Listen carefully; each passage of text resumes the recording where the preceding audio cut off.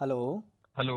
आकाशवाणी वाराणसी और एफएम विविध भारती से मैं ध्वनि मित्र पांडुरंग पुराणिक। और हम अपने श्रोताओं को बताएं कि इस समय मुंबई से हमसे जुड़े हैं फाइनेंशियल कोच और पब्लिक स्पीकर विनायक सप्रे।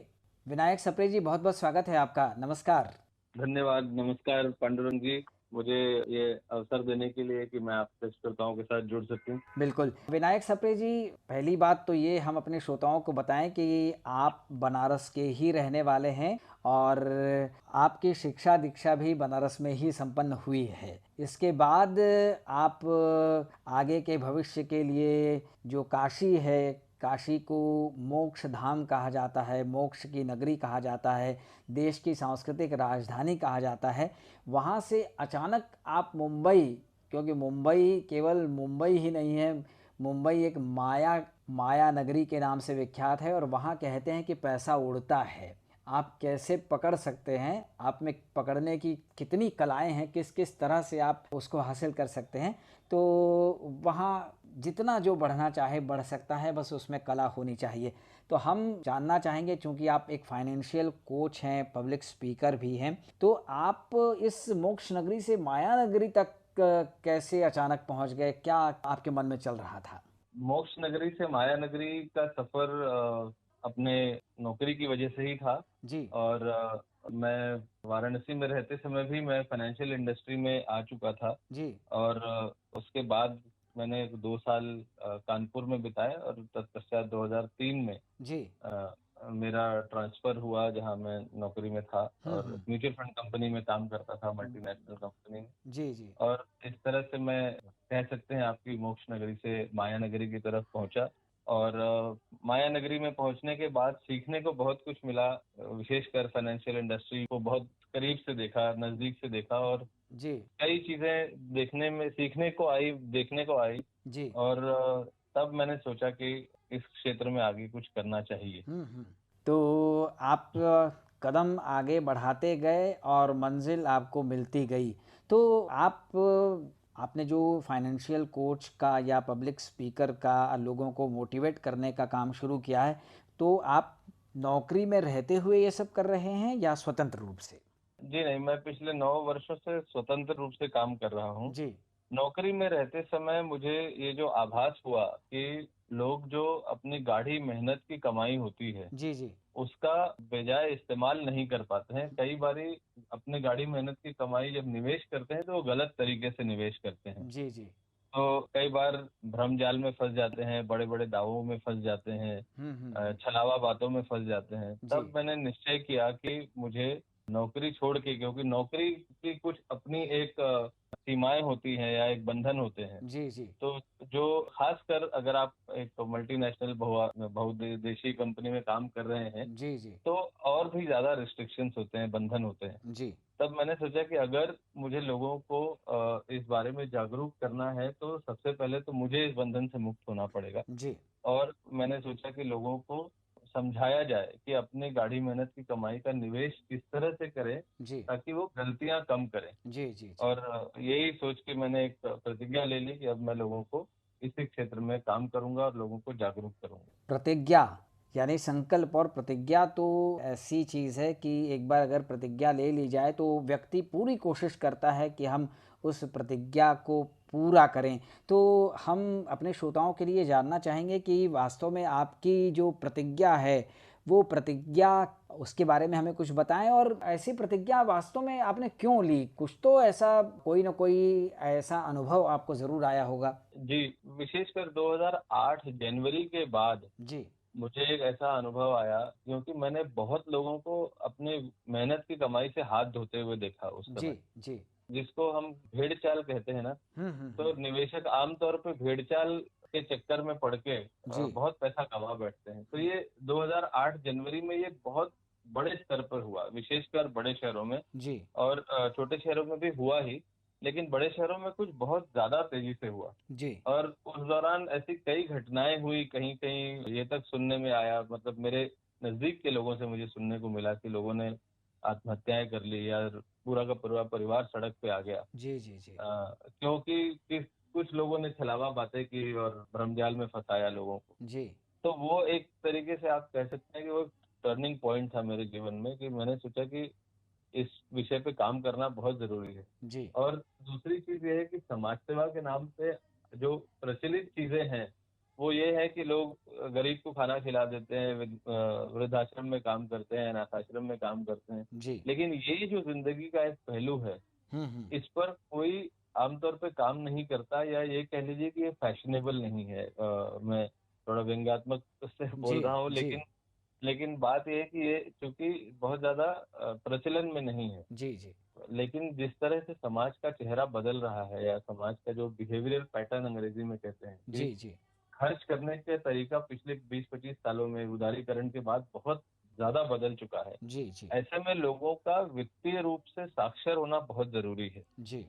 और उसमें मैंने एक चीज जरूर वापस यही रियलाइज की कि हम जो भी ज्ञान फाइनेंशियल लिटरेसी के नाम पे, वित्तीय साक्षरता के नाम पे देते हैं ना, वो काफी अंग्रेजी किस्म का है। जी, जी, जी। अंग्रेजी, क्योंकि ये सारे सिद्धांत विदेशों से आए। तो हुँ। मुझे लगा कि अगर एक भारत के जन साधारण को ये बात समझानी हो, जी, तो उस भाषा में बात की जाए जो हमारे आपके बीच से हुई हो, बिल्कुल। हमारे बीच, हम उसके बीच में बोली जाने वाली जी। हो। इस वजह से फिर मैंने इसका भारतीयकरण करना शुरू किया, हुँ। और पिछले 8 से प्रयासरत हूँ। तो प्रतिज्ञा ये है कि अपने छोटे से जीवन में अगर 50 लाख लोगों को वित्तीय रूप से वित्तीय साक्षरता फैला सकूं, 50 लाख लोगों के बीच में, जी, जी, जी। तो एक जीवन सफल मानूंगा।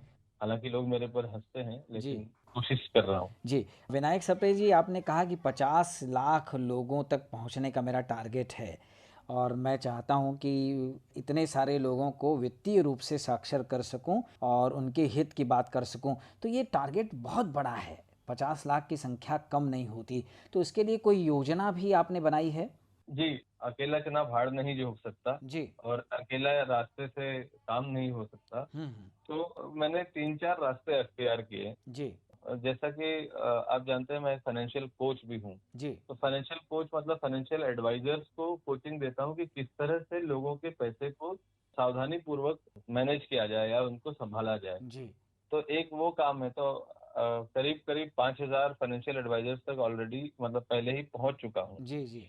उसके अलावा, तो अगर हम 5,000 इंटू 5,000 गुणे 100 करें, जी। तो मैं जो है वो संख्या 5 लाख तो ऐसे ही पहुंच जाता हूँ। बिल्कुल, बिल्कुल। अगर अगर ये मानो कि एक व्यक्ति 100 क्लाइंट्स को या 100 निवेशकों को जी। देखता है, तो हालांकि ये संख्या आमतौर पर अगर आप देखें तो 200 से 250 के बीच की है। बिल्कुल। उसके अलावा मैंने 2 पुस्तकें लिखी हैं, दोहानॉमिक्स और बीरबल तेनाली एंड इन्वेस्टमेंट सूत्रास। जी, जी, जी। इसके अलावा मैं ब्लॉग्स लिखता हूँ, जी। और दैनिक जो विश्व का समाज सबसे ज्यादा पढ़ा जाने वाला न्यूज, हाँ, समाचार समाचार पत्र पत्र। है, उसके जी। उसके लिए भी मैं रविवार के संस्करण में लिखता रहता हूँ। जी, जी, जी। तो समाचार पत्रों के माध्यम से भी आप अपनी बात पहुंचाते रहते हैं, जी। उनमें अपने स्तंभ लिखते हुए। आपने कहा जी। कि आपने 2 पुस्तकें लिखी हैं, तो उन पुस्तकों के बारे में थोड़ी जानकारी हमारे श्रोताओं तक ज़रूर पहुंचनी चाहिए। जी, धन्यवाद। तो मेरी पहली पुस्तक का नाम है दोहानॉमिक्स, जी। Timeless lessons for investors from Sant Kabir and रहीम। जी। तो संत कबीर और रहीम के दोहों पर आधारित ये पुस्तक है। मैंने करीब 4,000 से ज्यादा दोहे पढ़े, और उसमें से 40 दोहों का संग्रह है इस पुस्तक में। जी। जी। तो कबीर और रहीम, मैं, आप, हमारे जैसे बहुत सारे करोड़ों लोग बचपन से उनकी सीख पढ़ते आए हैं। बिल्कुल, बिल्कुल। इस तरह से जीवन को जीना चाहिए। और एक विज्ञान है जिसको हम बिहेवियरल साइंस बोलते हैं, भारत में ज्यादा प्रचलित नहीं है। हुँ। ये दुर्भाग्य है कि भारत में प्रचलित नहीं है। लेकिन इस विषय पर 2 लोगों को नोबेल पुरस्कार मिल चुका है। जी। दुर्भाग्य से भारत में इस पर ज्यादा काम नहीं होता है। हुँ। बिहेवियरल साइंस बताता है कि किसी भी व्यक्ति के लिए सफल निवेशक बनने के लिए 84% जो भागीदारी होती है वो जी। उसके व्यवहार की होती है, जी। अपने पैसे के प्रति। जी, जी। उसका अगर एक छोटा सा उदाहरण मैं आपको दूं, कि बीएसई सूचकांक 100 पर शुरू हुआ, और आज एक समय था कि 42,000 तक पहुंच गया। जी। जी। तो करीब 400-420 गुना लोगों ने पैसे, मतलब वो ऊपर चढ़ा पिछले बिल्कुल। 40 सालों में। जी, जी। लेकिन यदि आप लोगों से, आम व्यक्ति से पूछें, तो ज्यादातर लोगों ने उसमें पैसे गंवाए हैं, बनाए नहीं। हुँ। तो उसमें उस सूचकांक का दोष तो है नहीं, वो तो 100 का 40,000 हो गया। जी। इसका अर्थ ये हुआ कि लोगों का जो व्यवहार था अपने पैसे के प्रति, हुँ। वहां पे कहीं कुछ भूल चूक हो गई। जी।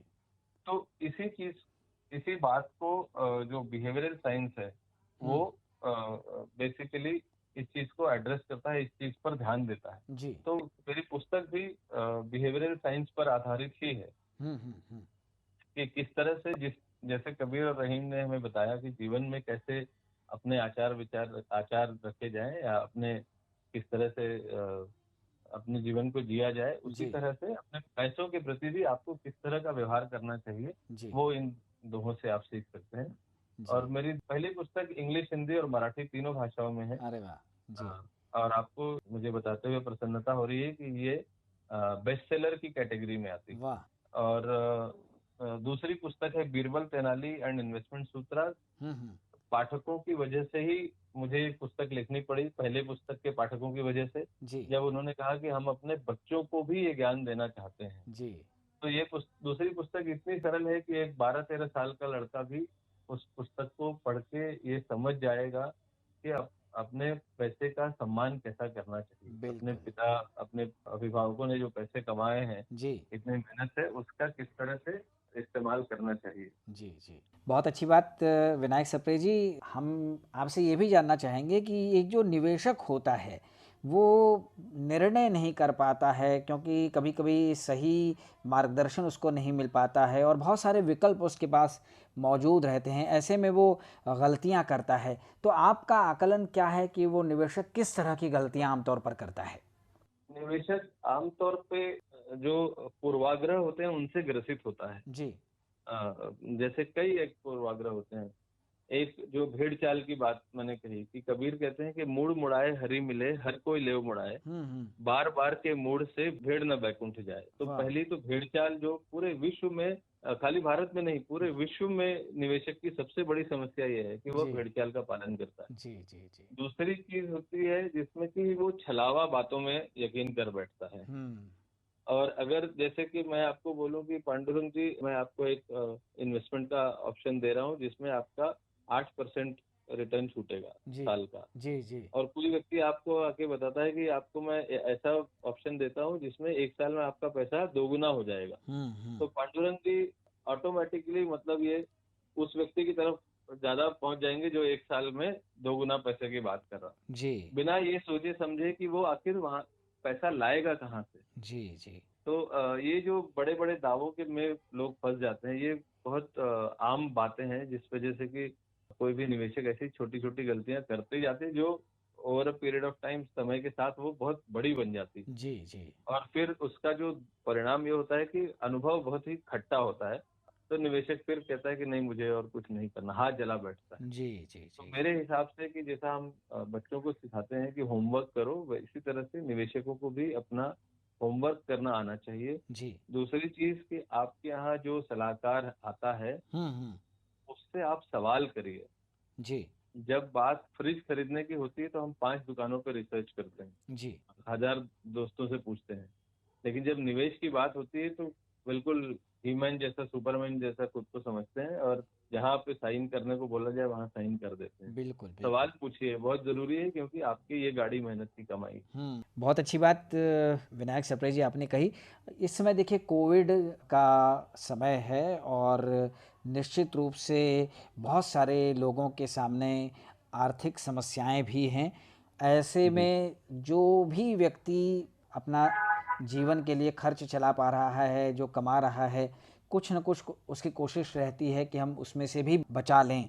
अगर जी बचत हो जाती है तो उसको कहीं न कहीं हम ऐसी जगह रखना चाहते हैं जो हमको भविष्य के लिए काम आए, सुरक्षित निवेश हम ढूँढते रहते हैं। तो इस जी कोरोना काल में निवेशकों के लिए आप क्या संदेश देना चाहेंगे एक फाइनेंशियल कोच के नाते? जी, ये बहुत ही ऐसे, मेरे ख्याल से पिछले दशकों में, कई दशकों में ऐसी स्थिति लोगों के सामने नहीं आई है। जी। और ऐसी विषम परिस्थिति कम से कम मैं पिछले 20-22 सालों से फाइनेंशियल इंडस्ट्री में हूँ, मैंने नहीं देखी, और भी लोग जिनको मैं जानता हूँ।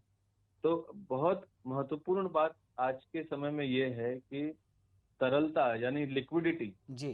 तो जिस तरह से लोगों की नौकरियां जा रही हैं या सैलरी कम हो रही है, या जो हमारे बिजनेसमैन लोग हैं, जो उद्योग धंधा करने वाले लोग हैं, जी उनका धंधे में बहुत गिरावट आई है। तो ऐसे में लिक्विडिटी मेंटेन करना बहुत जरूरी है। तो एक सिद्धांत के हिसाब से कहते हैं कि 3 से 6 महीने का पैसा हमेशा अपने बैंक अकाउंट में या हमेशा अवेलेबल रखिए।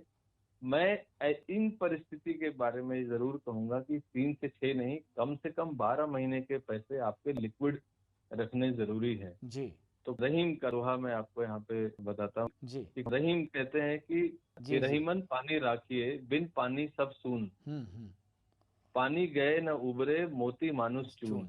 जी तो जब तक अगर, क्योंकि जब तक आपके पास पानी नहीं है ना, पानी हम्म। मतलब लिक्विडिटी, तो लिक्विडिटी मतलब आपके तरलता, जहाँ के आप आपका पैसा आज के समय में भले ही रिटर्न करे ना जमाए, रिटर्न जी दे या ना दे, जी जी लेकिन वो 100 का 99 नहीं होना चाहिए। और जी जब पैसे की जरूरत हो तब उस समय आपको सामने हाजिर हो पैसा। बिल्कुल बिल्कुल क्योंकि अंततोगत्वा बात यह है कि जब हमें पैसे की गरज हो तो पैसा हमारे सामने उपलब्ध होना चाहिए, बिल्कुल।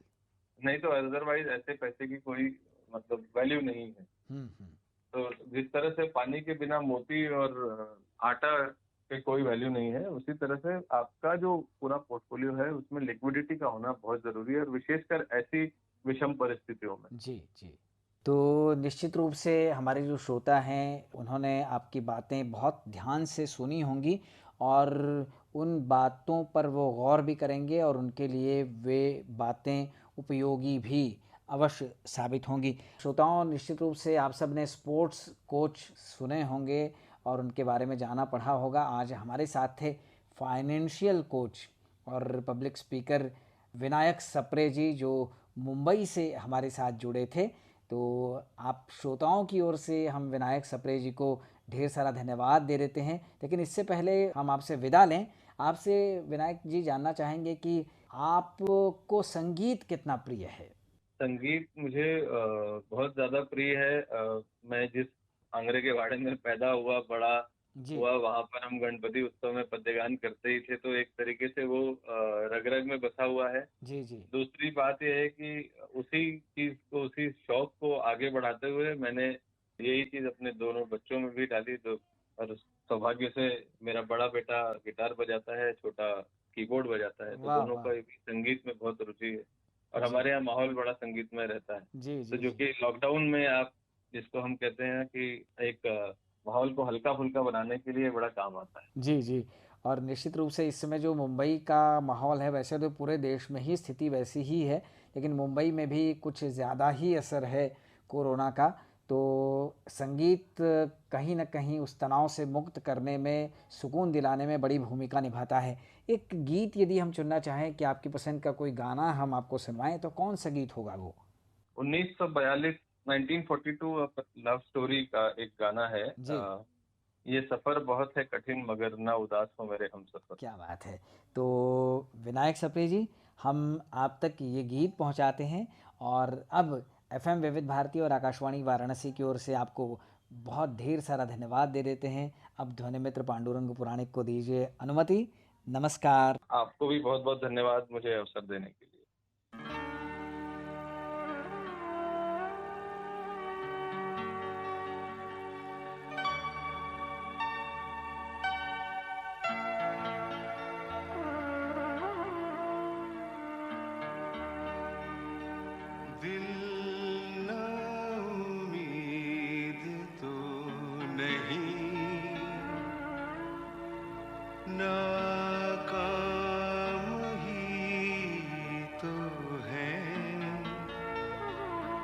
लंबी है गम की शाम मगर शाम ही तो है।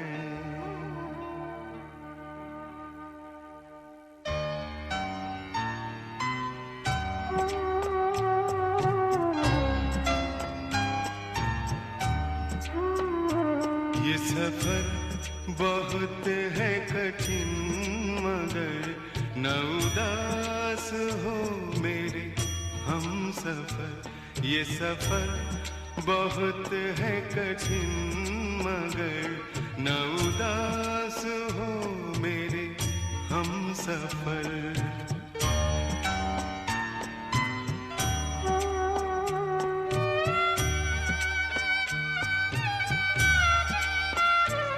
न उदास हो मेरे हम सफर।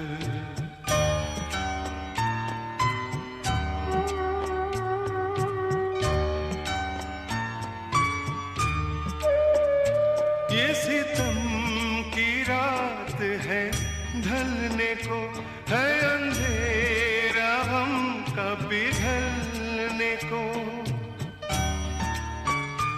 ये सितम की रात है ढलने को, है अंधेरा हम का पिघलने को। जरा देर इसमें लगे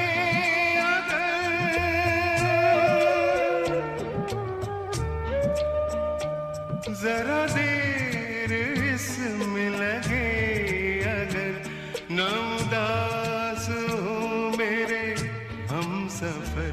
ये सफर बहुत है कठिन, मगर न उदास हो मेरे हम सफर।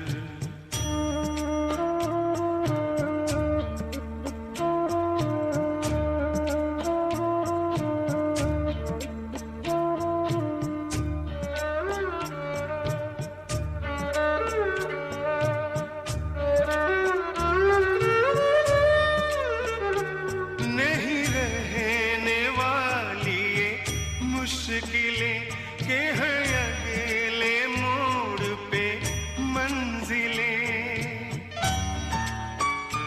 नहीं रहने वाली ये मुश्किलें के हैं अगले मोड़ पे मंजिलें। मेरी बात का तू यकीन कर,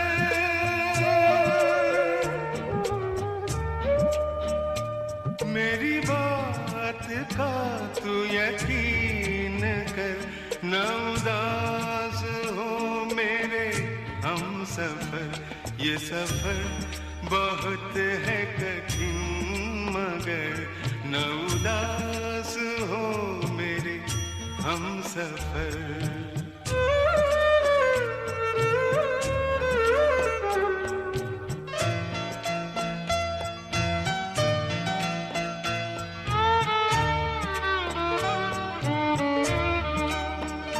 कभी ढूंढ लेगा ये कारवा वो नई जमीन नया आसमां।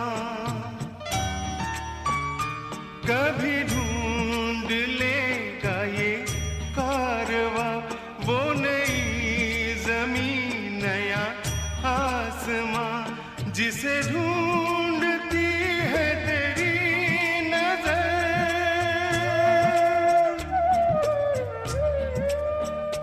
जिसे ढूंढती है तेरी नजर। न उदास हो मेरे हम सफर। ये सफर बहुत है कठिन, मगर न उदास हो मेरे हम सफर। ये सफर बहुत है कठिन, मगर न उदास हो मेरे हम सफर।